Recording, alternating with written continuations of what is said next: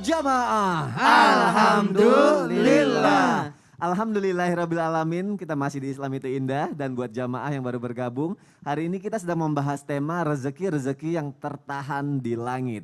Kita lanjutkan lagi jamaah yang ada di rumah. Adakah nih kisah di zaman Rasulullah dahulu mengenai orang-orang yang pelit berbagi air? Tadi kata Ustadz Syam ada, tapi gimana ceritanya Ustadz Syam? Wah, seru juga nih. Tabe guruku Ustadz Maulana Habib Usman, Mas Soni serta guru-guru kami dimakan Allah Subhanahu wa taala. Jadi salah satu sahabat Rasulullah sallallahu alaihi wasallam yang sempat menjadi khalifah atau Amirul Mukminin yakni Sayyidina Utsman bin Affan radhiyallahu anhu wa ardhah. Jadi suatu ketika di Madinah ada satu sumur yang hanya sumur itu yang mengalirkan air yang jernih yang bisa dikonsumsi oleh masyarakat Madinah. Sedangkan pada saat itu kehidupan di Madinah ini berbagai etnis gitu ya. Ada yang Muslim, ada yang Ahlul Kitab, ada yang Nasrani, ada yang Yahudi.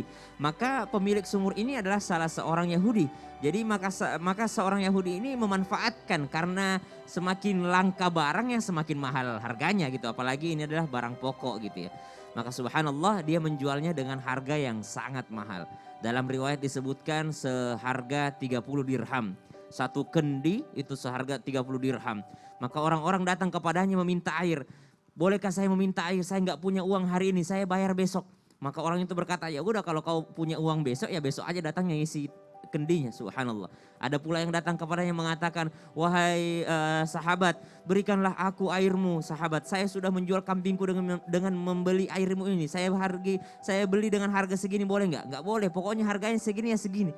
Maka terdengar kabar kepada telinga Rasulullah Sallallahu Alaihi Wasallam. Maka Rasulullah menyampaikan kepada para sahabat, wahai sahabatku, siapa yang menginginkan minuman di surga, yang minuman itu sangat lezat, sangat banyak, berarti minumnya di surga juga dong. Gak mungkin minuman surga itu diantarin ke neraka.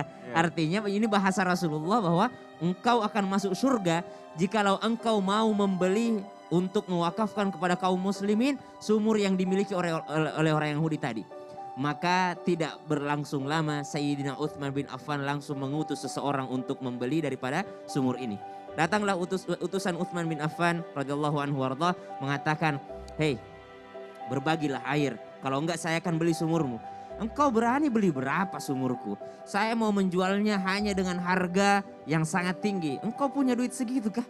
Kalau engkau punya silahkan beli. Berapa katanya? 12.000 dirham. Maka Sayyidina Utsman bin Affan melalui utusannya tidak menawar sama sekali. Langsung dibayar 12.000 dirham. Liciknya orang yang menjual ini dia mengatakan, oh kau sudah membeli dengan 12.000 dirham. Nggak jadi deh. Saya jualnya setengah aja kalau cuma 12.000 dirham. Setengahnya sumur. Jadi dia jualan cuma setengah sumur itu. Maka subhanallah, gimana sistemnya 12.000 dengan setengah sumur? Hari ini adalah milikmu, besok saya. Besoknya lagi kamu, besoknya lagi saya. Gimana? Kalau deal ya deal. Maka utusannya mengatakan deal. Kalau gitu sehari saya sehari engkau. Maka dia mengumumkan kepada seluruh masyarakat yang ada di Madinah. Wahai seluruh masyarakat muslimin ataupun semuanya. Silahkan ambil air sebebas-bebasnya pada hari saya. Karena besok sudah bukan hari saya. Besoknya lagi baru hari saya. Maka setiap hari dia orang muslimin datang mengambil air dengan berbagai macam kendi. Dengan berbagai macam wadah. Maka tiba hari Yahudi itu. Maka orang-orang sudah tidak datang lagi. Orang Yahudi itu memiliki hari, misalnya hari Selasa dia memiliki, hari Rabu adalah Utsman bin Affan, maka orang-orang sudah tidak datang lagi. Dia mengatakan, kenapa kalian tidak mengambil air? Kenapa kalian tidak membeli air? Kami sudah kenyang, kemarin sudah ambil banyak untuk stok hari ini. Maka subhanallah dia mengatakan, dia memanggil Sayyidina Utsman bin Affan mengatakan, saya akan jual semuanya. Kata Sayyidina Utsman bin Affan, kalau gitu jual murah daripada rugi. Maka subhanallah ini bukan hanya tentang daripada dia membeli, tapi tentang kecerdasan berpolitik juga. Maka pada saat itu dimiliki oleh orang muslim. Nama sumurnya adalah Bi'ir Rumah. Sampai sekarang sumur ini berjarak sekitar 7 km dari Masjid Nabawi. Dan sampai sekarang, sampai detik ini masih dipakai untuk perairan perkebunan kurma yang ada di situ. Subhanallah, sebuah wakaf daripada Sayyidina Utsman bin Affan yang mengalir sampai sekarang. Kedermawanan seseorang itu bisa mengalir bahkan sampai dia sudah meninggal dunia. Wallahu ta'ala. Masya Allah, jazakallah khair Ustadz Syam. Sama-sama Sony. Semoga kisah ini bisa menginspirasi kita semua jamaah yang ada di rumah ya. Kita lanjutkan lagi. Ini penting, ini harus disimak, jangan sampai ketinggalan untuk yang satu ini. Buat orang yang suka menahan rezeki orang lain, apakah rezekinya juga akhirnya tertahan? Buat orang yang suka zolim kepada orang lain, apakah rezekinya juga tertahan? Kita tanya nih sama Ustadz Maulana. Ustadz, kalau kita zolim sama orang, kita udah minta maaf sama orang yang kita zolimin. Bagaimana caranya supaya rezeki kita akhirnya ngalir lagi Ustaz? Iya, yang biasa berkata zolim ente. Zolim. Siapa ya? Mohon penjelasannya Ustaz Maulana, silakan. Izin Habib, izin Tafadhol, Sasam. Ustaz Maulana. Bismillahirrahmanirrahim. Jamaah. Yeay. Oh jamaah. Yeay. Alhamdulillah. Hati-hati ya bagi orang yang suka berbuat zolim. Ketahuilah terhadap orang yang engkau zalimi itu, karena doanya orang terzalimi itu tidak ada penghalang antara doa tersebut dengan Tuhan, dengan Allah. Jadi langsung nyampe. Ya Allah, dia zalim sama saya ya Allah. Kalau begitu, apapun permintaannya ya dikabulkan. Jadi hati-hati. Ini luar biasanya karena zalim itu berkaitan dengan apa? Haknya orang lain, haknya orang. Bahkan kalaupun kita bertobat kepada Allah, ya Allah ampuni dosaku, ampuni dosaku. Kata Allah, engkau bukan berkaitan dengan saya, engkau berkaitan dengan hambaku. Kalau begitu urus dulu. Maka sesungguhnya seorang itu akan terhalang dari rezekinya lantaran perbuatan dosa yang dia lakukan. Kalau begitu taubat dulu, kasih haknya orang, baru engkau minta kepada Allah. Makanya kalau kita mau ibadah, salat sunat taubat dulu, kemudian salat sunat hajat, kemudian tahajud, kemudian ditutup witir. Maka hukuman ada 5 kesalahan yang dilakukan menyebabkan terjadinya permasalahan 5. Yang pertama, ketika orang membatalkan janji, hati-hati. Orang yang suka membatalkan janji akan dikuasai oleh musuhnya. Dia suka batal janji, maka dia gampang untuk dikuasai musuh. Yang kedua, orang yang melanggar syariat akan dimiskinkan. Jadi kemiskinan akan menimpa padanya kalau orang melanggar syariat. Jadi ikuti syariat karena syariat itu sebenarnya untuk kita sebenarnya. Aturan-aturan yang sudah diaturkan oleh Allah untuk kita. Ketika kita melanggar syariat sebenarnya merusak. Karena kalau kita beli TV pasti ada buku panduannya. Beli alat-alat elektronik pasti ada buku panduannya. Kalau kita tidak mengikuti buku panduan itu maka rusak itu elektronik. Betul, maka akan rusak. Ya. Apalagi kemaksiatan sekali lagi akan mendatangkan kematian. Maka orang yang melakukan bahaya untuknya bisa menyebabkan dia mati. Apalagi orang yang melakukan kecurangan akan mendatangkan kemarau. Jadi jangan mengharapkan kemakmuran jika orang melakukan yang namanya kecurangan. Dan juga betul tadi kata Ustaz Sam di tausiah awal, orang yang menahan zakatnya orang menahan zakat maka tertahan turunnya hujan. Jadi hati-hati, tidak akan turun hujan ketika zakat itu ditahan. Maka kembali lagi, dosa yang berakibat keinaan karena dosa itu mendatangkan kemurkaan dari Allah. Sementara yang memberi rezeki adalah Allah. Engkau zalim, engkau berdosa, maka tertahanlah rezeki, tertahanlah keberkahan, tertahanlah kebaikan, tertahanlah kesehatan, tertahanlah seluruh yang kita minta, seluruh yang kita harapkan. Maka itu tertahan. Makanya jangan pernah berbuat zalim karena bisa jadi kezaliman itu bisa menahan rezeki yang datang. Contoh, kita ambil perumpamaan keseharian ya. Orang yang berdagang, terus dia suka zalim, curang, merugikan orang. Nah ini tidak mungkin orang datang belanja lagi. Sementara hakikat dari jual beli itu harus suka sama suka. Senang sama senang. Kalau semua senang, penjual senang, pembeli senang, keberkahan yang akan datang. Pelayanan, kebaikan. Kalau orang zalim, udah setengah mati kasihan. Maaf, enggak jadi aku jual. Udah setengah mati dari jauh. Datang aja besok. Orang udah ada naik pesawat datang. Untuk mau beli barang kita tiba-tiba enggak jadi. Kasihan balik lagi. Berapa kerugiannya? Ini hati-hati, bentuk kezaliman. Mempermalukan. Hati-hati ya. Jangan lakukan 3 hal terhadap manusia. Mengambil haknya, menyakiti perasaannya, dan melukai tubuhnya. Itu bentuk kezaliman. Masya Allah, terima kasih Ustadz Maulana untuk penjelasannya. Insya Allah kita semua paham dan semakin mengerti ya. Karena itu yang kadang kita tidak sadari. Ternyata kita yang buat zolim sama orang, tapi kita merasa terzolimi juga. Nauzubillahi min zalik. Terima kasih Ustadz Maulana sekali lagi. Tadi Ustadz Maulana juga sempat bilang nih, kalau misalnya kita melakukan kecurangan, nanti bisa ada kemarau. Atau kalau misalnya ada kesalahan yang kita buat, akhirnya turunlah hujan gitu kan. Akhirnya ada beberapa orang kayak gini loh, Bib. Kayak mengejek fenomena alam gitu, misalnya aduh banjir lagi jadi nggak bisa kerja nih apa segala macam, padahal ada yang kesusahan, ada yang apa. Terus kalau misalnya aduh ada dosa-dosa yang kita lakuin ternyata ada bencana alam lagi. Itu termasuk nggak sih Bib kalau kita kayak apa ya mempermainkan atau mengejek fenomena alam itu Betul. akhirnya membuat rezeki jadi tertahan juga Bib. Nah ini menarik nih Masya Allah. Mohon Setelah yang satu ini. penjelasannya. Sekarang. Oh sekarang. Aduh. Enggak lama kok. Enggak lama kok. Afwan Mas Sadi. Afwan Ustaz Maulana. Bismillahirrahmanirrahim. Allahumma salli ala Sayyidina Muhammad wa ala ali Sayyidina Muhammad. Dikisahkan seorang sahabat pernah mengadu dan datang kepada baginda Nabi besar Muhammad SAW tentang rezekinya yang seret, rezeki yang susah. Maka Rasulullah bilang, barangkali kamu mencaci maki angin. La tasubbu rihah. Janganlah kamu mencaci maki angin. Ini gara-gara angin kelilipan di mata saya nih. Wah kasar dia mencaci maki angin tersebut. Gak benar nih angin, kurang ajar lah Masya Allah. Macam-macam dia kalimatnya. Astagfirullahaladzim. Bahwasanya janganlah kalian mencaci maki angin. Karena apa? Bahwasanya di dalamnya kata baginda Nabi besar Muhammad SAW. Kamu menjadi susah dan rezekimu tertahan. Oleh karena itu janganlah kamu mencaci maki angin. Dan juga kalau hujan datang dicaci lagi hujan. Ini hujan-hujan mulu nih. Ya kan? Wah akhirnya kalimatnya gak bagus. Sampai-sampai ada lagu-lagu anak-anak tuh. Hujan-hujan pergi sana gitu kan. Oh, Nah iya. itu mendoktrin bahwasanya mengumpat ataupun melakukan hal-hal yang tidak baik. Nanti dampaknya terbiasa sampai dewasanya. Wa huwallazi yunazzilul ghais. Dan dialah yang menurunkan hujan. Siapa itu? Allah Subhanahu wa taala.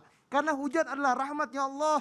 Tentu kita dilarang untuk mencelanya, menghina hujan, angin dan yang bersama tersebut yakni janganlah kalian menghina keduanya, angin ataupun hujan. Oleh karena itu, perkataan yang baik, kata-kata yang baik, kalimat yang baik karena alam semesta ini yakni diciptakan oleh Allah Subhanahu wa taala. Terus bagaimana? Kalau hujannya terus-menerus nih enggak berhenti-berhenti, maka berdoalah agar hujan itu didatangkan di tempat yang lain, di gunung, di hutan, atau di tempat-tempat yang dimana kekeringan. Ada doanya. Bismillahirrahmanirrahim. Bismillahirrahmanirrahim. Allahumma Allahumma hawalaina hawalaina wala alaina. wala alaina. Allahumma Allahumma hawalaina hawalaina wala alaina. wala alaina. Nah ini doa jangan dipakai buat acara pernikahan biar nggak Hujan hujan gitu. nanti ya. Enggak biar nggak hujan, Oh, biar biar hujannya hujan. pindah ya kan. Oh. Atau doa buat pawang hujan. Nah, Waduh. yakni ya Allah turunkanlah hujan di sekitar kami dan tidak kepada kami yang jauh di hutan di mana ya kan. Agar apa? Agar tidak terjadi hujan ataupun mengakibatkan banjir. Kalau sudah terus menerus boleh berdoa begini.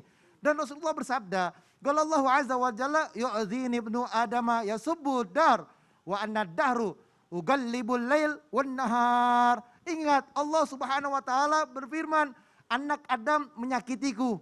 Nah, Allah berarti merasa dirinya tersakiti gitu. Allah Subhanahu wa taala bilang, anak Adam itu yang dimana mereka menyakitiku. Dia mencela waktu. Padahal aku adalah pengatur waktu. Siapa yang ngatur waktu? Allah Subhanahu wa taala. Aku yang membolak-balikan malam dan siang. Lillahi. Sungguhnya Allah menciptakan langit sama wati wal ard. Itu milik Allah. Lillahi ma fi samawati wa ma fil ard. Tidaklah yang ada di muka bumi ini melainkan semua adalah ciptaannya Allah. Kalau misalkan engkau menghina ciptaannya Allah, entah hujan, entah angin, entah hari jangan hari Selasa, sial, ya kan? Ciptaan Allah semuanya, semua adalah qadarullah. Ketika engkau menghina, wah ini Sabtu sial, Selasa sial, ini sial, itu sial, jam segini sial, hari ini sial, waktu ini sial. Oh, naudzubillah min zalik. Semua di dunia ini adalah milik Allah. Lillahi ma fis samawati wa ma fil ard. Punya Allah, milik Allah, jangan kalian hina. Akhirnya apa? Rezeki kalian syarat, rezeki kalian susah. Misalkan contoh, Mas Oni nih membuat prakarya yang bagus. Ya. Saya hina, marah gak? Marah, sedih. Marah, ya kan? Akhirnya kesel. Gak boleh menghina. Allah yang menciptakan langit bumi. Allah yang mempunyai alam semesta ini. Gak boleh menghina. Wa ma min asaba musibatin, ma asaba min musibatin, ma asaba min musibatin illa biiznillah. Nah, semua yang terjadi di muka bumi ini dengan izinnya Allah Subhanahu wa taala. Masya Allah, dan insya Allah banyak hikmah yang didapat kalau Betul. ada apa-apa ya Bib ya. Betul. Terima kasih ya Bib Usman untuk penjelasannya. Kita lanjutkan lagi jamaah yang ada di rumah ya. Ceritanya gini, Ustadz Syam, aku ceritanya jadi jamaah nyamperin Ustadz Syam. Ay, gimana tuh? Ustadz Syam, Siap, kenapa? kira-kira ada gak sih Ustadz Syam amalan Ustadz, biar rezeki saya nih yang tadinya tertahan bisa dilancarkan gitu Ustadz. Oh gitu. Heeh. Kerja, kerja, kerja. Jangan minta-minta. Gitu ya Ustadz. Aku minta amalannya Ustadz kalau ada Ustadz. Baik kalau begitu. Silakan Ustadz. Tabe guru Ustaz Maulana Habib Man Mas Soni serta guru-guru kami yang dimuliakan Allah Subhanahu wa taala. Konsepnya begini, orang hidup itu sudah ditakar rezekinya. Misal dia hidupnya 60 tahun ya rezekinya anggaplah 1 triliun gitu ya.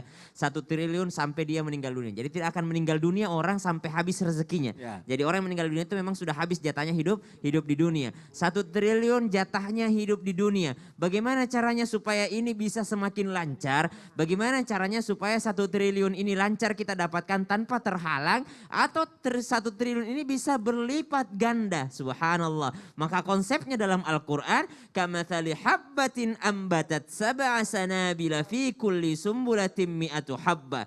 Jadi bagaikan orang yang mempunyai 7 benih lalu itu akan menjadi 100 kali lipat berarti 700 kali lipat. Berarti kalau dia punya 1 triliun bisa menjadi 700 triliun jikalau dia bersedekah. Menafkahkan hartanya, mengeluarkan hartanya. Jadi kalau ditanyakan amalan pertama adalah sedekah. Tidak ada orang yang jatuh miskin karena sedekah dan tidak ada orang yang langsung kaya gara-gara judi. Jadi ini konsepnya sangat luar biasa. Maka subhanallah sedekah itu adalah amalan yang paling utama. Maka yang kedua amalannya apa? Amalannya adalah dengan beristighfar. Faqultu astaghfiru rabbakum innahu kana ghaffara yursilis samaa'a 'alaikum midraran wa yumdidukum bi amwalin wa banin.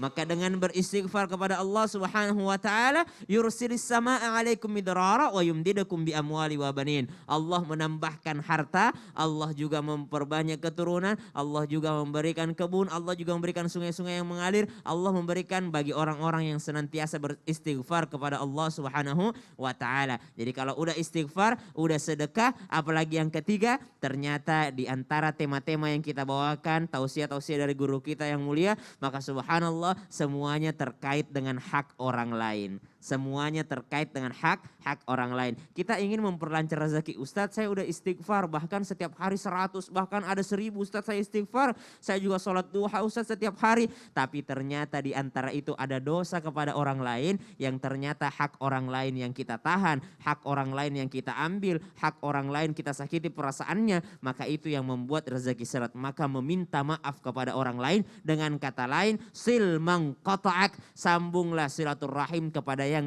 terputus. Karena kadangkala kalau kita sudah marah, kalau kita sudah jengkel kepada orang lain, kita tidak mau menyambung silaturahim. Maka menyambung silaturahim, kata Nabi SAW, memperpanjang usia, memperlancar rezeki daripada seseorang. Artinya meluaskan koneksi. Ini kita hidup di Jakarta ini saya sangat terasakan, kami pribadi sangat merasakan yang bikin kita sukses atau yang bikin kita itu lancar pekerjaan itu bukan karena kita punya ilmu yang luar biasa, tapi yang punya koneksi yang luar biasa, yang kadangkala kita saling memanggil antara teman dan teman. Saya tidak mungkin berdiri di Islam itu Indah kalau bukan karena guru saya Ustadz Maulana. Saya tidak mungkin berada di sini kalau bukan teman saya yang ngajak saya kuliah di sini. Tidak mungkin saya berada di sini kalau bukan. Jadi semuanya tentang koneksi. Fal yasil rahimah. Maka yang namanya menyambung silaturahim. Sambung silaturahim, perbaiki sedekah kita agar berlipat ganda dan juga beristighfar kepada Allah Subhanahu wa taala agar amalan-amalan kita diterima oleh Allah Subhanahu wa taala. Dan yang terakhir, bagaimana kita ridha atas rezeki yang telah Allah berikan kepada kita. Wallahu taala alam. Masya Allah, jazakallah khair Ustadz Syam, terima kasih Sama-sama, untuk penjelasannya.